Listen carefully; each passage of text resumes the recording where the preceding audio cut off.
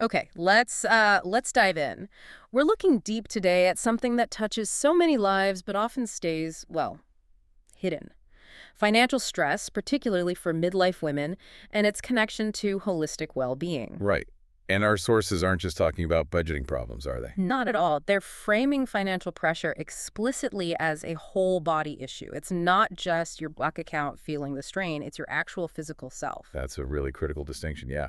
We're trying to understand the mechanism, how that constant financial worry triggers these complex stress responses in the body. Uh-huh. Responses that directly impact not just your emotional state, which seems obvious, but your physical health too. And what's really interesting, I think, is how the sources zero in on these unique vulnerabilities for women in midlife. Exactly. Things like, heavy caregiving responsibilities, the biological shifts around menopause, and often career or economic instability hitting all at once. It's a perfect storm sometimes. So our mission today is really to cut through some of that noise.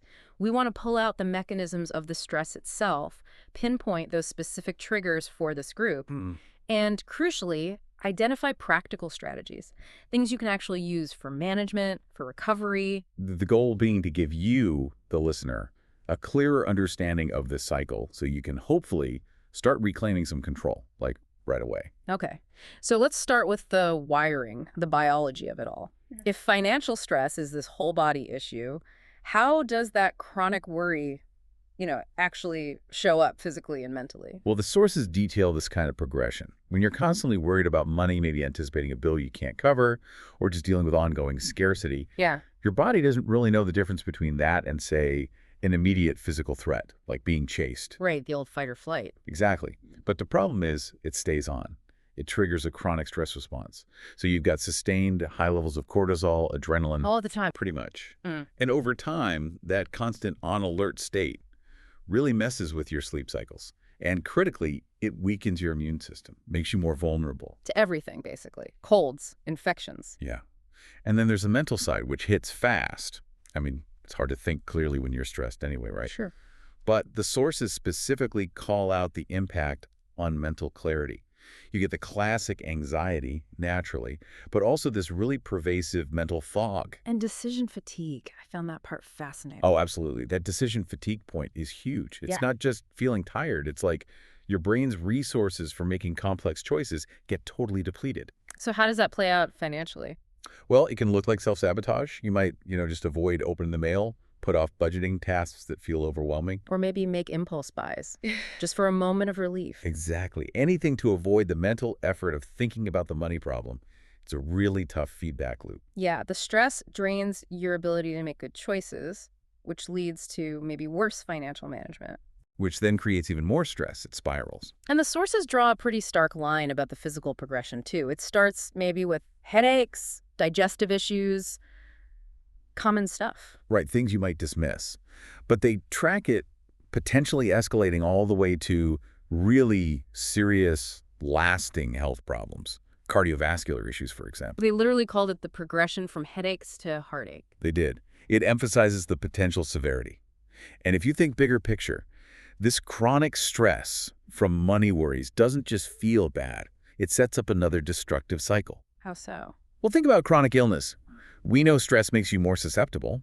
If you then get sick, maybe facing unexpected medical bills. Which can be financially devastating on their own. Exactly. That illness can hit your income stability hard, pushing you deeper into financial stress, which then makes physical recovery even harder. It just compounds. Wow.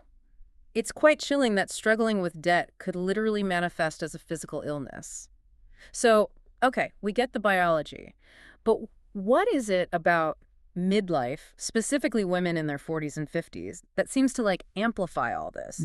What throws the circuit breaker? Yeah, that's where this deep dive gets really revealing. Yeah. If stress is the engine driving this whole body problem, then these midlife pressures, both external and internal, are like the fuel constantly pushing that engine into the red zone. So let's look at those triggers. They often hit at the same time. They really do collide. First, there's the huge weight of being in the sandwich generation. We hear that term a lot. Let's break down the specific strain financially and emotionally. It's massive, and it still disproportionately lands on women. It's not just the time commitment, although that's enormous. You're right. It's the financial drain.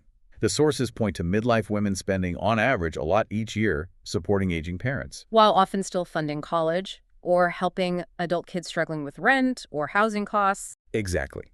That dual responsibility just stretches income incredibly thin.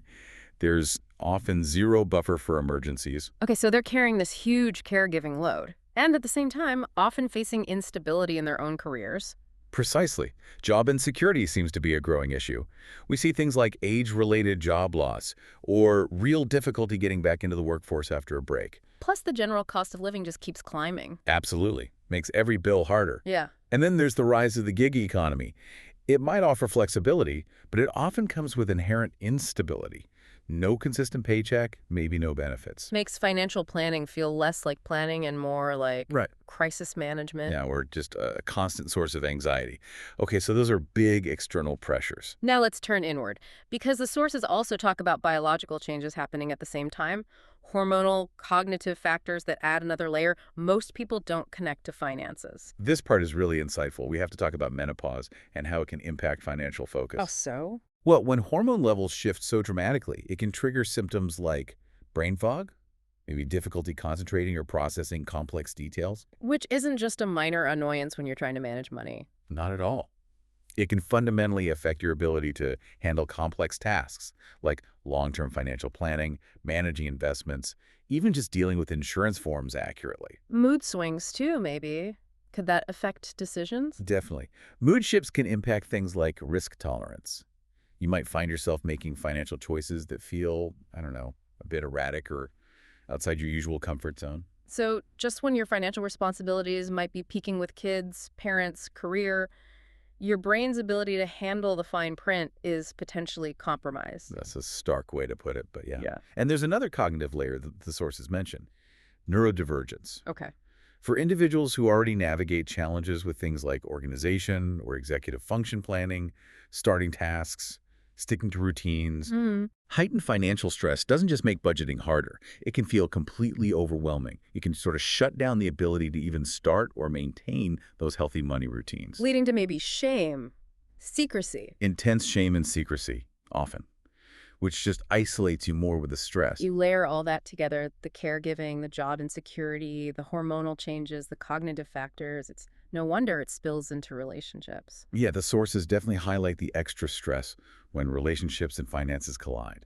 It adds this painful emotional burden, potential conflict, maybe isolation, on top of everything else. It really paints a picture of just immense pressure from all sides. It does.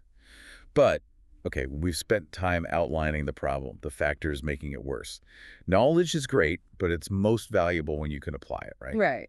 Let's shift to action. What can be done? The good news is the sources do offer concrete, actionable strategies to start breaking this cycle. And the very first priority, it's about taming that immediate stress response. You mean like in the moment, when you get that pang of financial anxiety? Exactly. When you feel that acute stress hit heart racing, shallow breathing, your brain basically goes into that primitive survival mode. You can't make rational decisions then. So what do you do? You need specific techniques. Things like targeted breathing exercises, long, slow breaths, can immediately pull you out of that panic state. Why is that so crucial first? Because calming that physical response restores some mental clarity. It helps you avoid those reactive, stress-fueled decisions we talked about, like avoiding the problem or impulse spending. Okay, that makes sense. You have to put out the immediate fire before you can rebuild. So, beyond those immediate calming techniques, what about building longer-term resilience? The foundational step, according to the sources, is actually quite simple but profound. It's acknowledging the deep connection between your money situation and your overall well-being. Just recognizing it's not only about the numbers. Precisely. Seeing it not just as a financial failure, but as a holistic health issue. That recognition is key because it gives you permission, really, to prioritize finding solutions. And does that recognition open the door to something else the research highlights? The importance of talking about it. Absolutely. A really key finding was about open conversations. Taking away the shame and secrecy around money struggles. That acts as a powerful first step towards healing. Personally, and maybe in relationships, too. Both. When financial stress is hidden, the burden feels heavier, more isolating. Bringing it into the open, even if the situation is difficult, can reduce that psychological weight significantly. It allows for shared problem solving. Lifting that secrecy then lets you move towards the practical stuff, the Yep. healthy habits. Yes. Once the shame is reduced, you can start creating those healthier money routines, moving beyond just reacting to stress and worry, and instead focusing on building overall financial confidence. Confidence seems key there. It really is. The sources suggest that difficulty with budgeting or managing debt often stems from feelings of inadequacy or shame. So the goal isn't just about, say, cutting expenses. It's about developing a sense of capability of mastery. How do you build that? It might involve seeking out some basic financial education, maybe finding simplified tools or apps that reduce that cognitive load and decision fatigue we mentioned earlier, making it feel manageable. And given that so many of these midlife triggers involve external factors, caregiving, job loss, illness, what about support? Essential. The sources strongly emphasize reaching out. You don't have to navigate these massive pressures alone. What kind of support helps? It could be a financial professional who actually understands these specific midlife pressures. It could be leaning on social networks for emotional relief, or even finding a supportive peer group. Anything that lifts some of that logistical and emotional load. Prevents that isolation that just fuels the stress cycle. Exactly. External support is crucial for breaking out of that feeling of being overwhelmed and alone. So it feels like we've come full circle. Financial well-being isn't the separate thing over here. Not at all. It's completely intertwined with your holistic well-being, your physical health, your emotional state, your relationships. And understanding those links, that seems to be the power. It helps you shift from feeling like a victim of these pressures to actually starting to break the cycle. Yeah, I think that's the key takeaway. And connecting it back to the bigger picture, we've seen how external pressures, cost of living, caregiving demands directly interact with your internal health. Ah. Sleep, immunity, mental fog, decision-making. It really is a health crisis wrapped in personal finance struggles. It truly is, and it affects so many. Now, the source mentioned that open conversations about finances are vital for healing, for reducing that individual stress and shame.